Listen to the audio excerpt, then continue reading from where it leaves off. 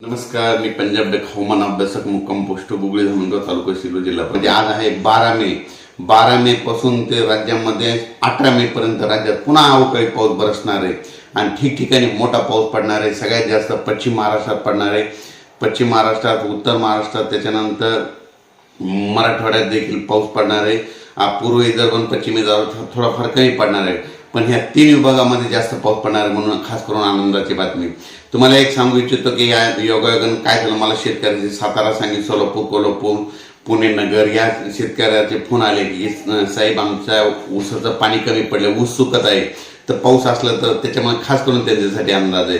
कारण की ऊसावाल्या शेतकऱ्यासाठी खास करून ही आनंदाची बातमी, कारण की 12 मे ते 18 मेच्या दरम्यान जवळपास पश्चिम महाराष्ट्रामध्ये चांगला म्हणजे ऊसाचं 2 पाणी वाचतं असा पाऊस पडणार आहे.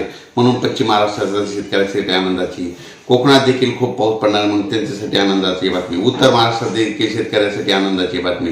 कारण की ऊसासाठी पाणी कमी पडत आहे, त्यांच्यासाठी पाऊस हा चांगला त्यांना निर्णय सांगू इच्छितो की उद्या 13 मेला एक मतदानाचा टप्पा आहे.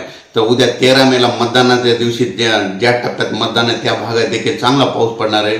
म्हणून हा अंदाज लक्षात येतो. विजेच्या कडकडासह पाऊस पडणार आहे, वारं राहणार आहे, विजा राहणार आहे, पाऊस पडणार आहे. म्हणून हा अंदाज लक्षात यायचा.